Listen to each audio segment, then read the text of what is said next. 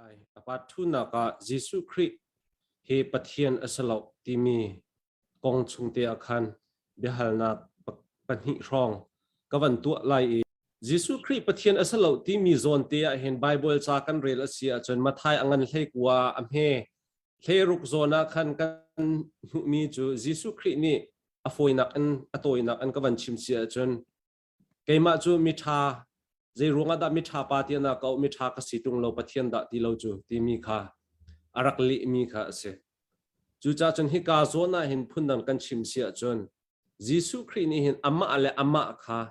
Pathian Sinak khan deny ai tu kan ti lai cho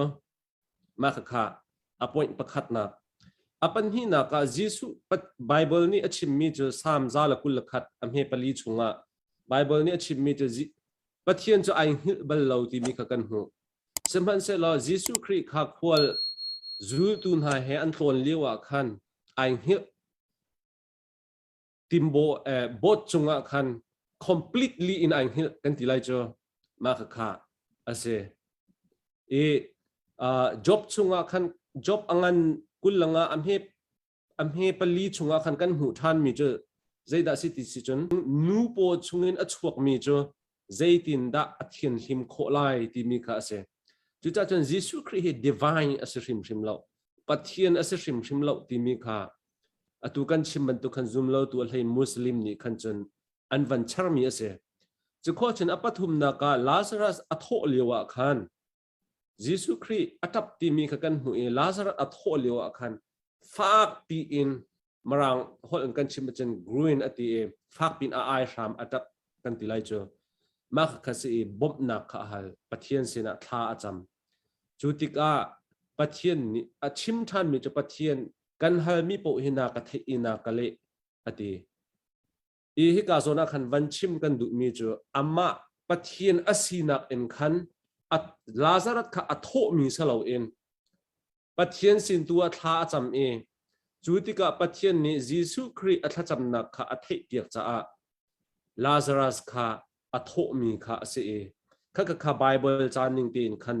avan lo pa mi kha alo Zisuh Christ kha ama Pathian sina kan atho mi salo direct and thaw atalo Pathian sina tha acham ta chutika Pathian ni abia kha angai cha khan Lazarus kha atho ti mi kha kan Bible cha ning ase chu cha chen Zisuh Christ he Pathian ase hrim lo kharu har chu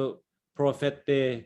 Paul ni hlan leo minung thani antu chiu ko Zisuh Christ jong ni atu ave mi ase ko Pathian ase hrim lo ti mi kha se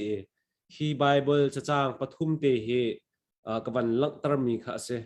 hi ka zon te hin bang kan le dinga kan ban som abe pi ngai mi point na se jon kan phil lo ding mi thil pakhat chu Zisuh kong trial na ong thabia pali chunga hin voi khat te man Zisuh ama ani Pathian kasi ai ti ballo chu om bak lo Bible la jon Pathian Zisuh ne hin Pathian kasi hrim lo ti asim nak song he pakhat man phone lo kha lo mi pani ka chin ken pakhat na ka tha chu ka chimmi an lungpiang mo se good point Bible a hin Zisuh ni Pathian kasi IT na pakhat man lo we Pathian kasi lo ti IT nak zong pakhat man phone lo asin ein Bible ni hin Zisuh hi Pathian asi tia achim na chu Bible an fel ten kan mu mi se thong tha so han dal khat chang khat na ka aram thoka bia bia chu Pathian sina bia chu Pathian asi ti mi bakha kan mu kha bia ati mi kha Zisuh bakha se chu ta Zisuh chu aram thoka arak chang lo chana nei lo chu lo chana ngei lo mi Zisuh ama zong kha Pathian asi ye hin Bible ni hin achim zeronga de Zisuh Pathian a si dia tisan Pathian pakhata mi pathum ka kha kan thei peng a her mi chu se le chu ti chun Zisuh Pathian a Sinak hi adu lo bi tu pakhat nak chu Judaism man se vai lamita antim ni zonga khan Pathian ti ma zelon chung nung big Pathian fa pa chu na simo ti atlang boy ngan big ni ahal tika Zisuh ni jeti o na chim ning te chun ka si ati Pathian fa pa chung nung big Pathian fa pa na simo si ati kha Pathian ka si ti nak cha chelo asian khabaka khan zu da min e kha thepi du dang kan hek lo ama abak ka habak be kan ngai chang chu minunga sinan pe Pathian ai ru hi anti a case amu an lakna apwen ngan big mu kha kha se chu ta zu da min hin Zisuh Pathian asina hi za an al apani na ka Zuda biak nakin achuak mi Muslim zong ni hin Zisuh Pathian sinaki za in an alveai te cha allo kon selo Muslim chu Zuda biak nak akwai pe si ko chu an allai chu chon apathum naka atua hin Zisuh Pathian sinak a al tu chu Jehovah Witness ti means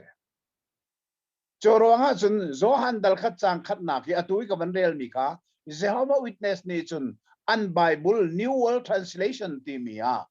adong nak big bia chu Pathian se ti mi ka amirang hola the what was God ti mi ka the what ti mi w angan mi ka w afami capital ka small an theni chunwa God ti mi G capital ka small g anthony chulong selovin the what was a god e timi kan chap chu cha chun Jehovah Witness on in Zisuh Pathian sinak he an albe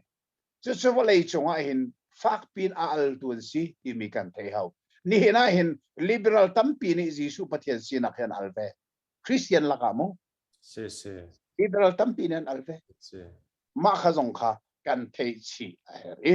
siman selo Zisuh hi Pathian asi ti Bible ni sim jei cha hi kan lai Bible thianga khan arak lowi asenain a mi Bible kha kema zong ni kale cha kaban rel ta lai kwat khat nak zo han dal nga chang saria khan tela kan mu ti chun zeitin tia wana khin ngal pi tu pathum an pa bia le thiang tharau an si hina pathum hi pum khat an si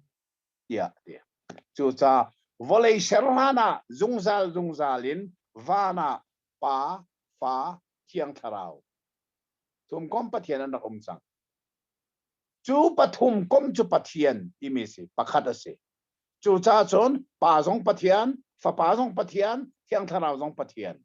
asian Pathian pathum asirim bimlo chu pathum kom chu Pathian pakhat ase chu Bible ni achon piak mi asi cha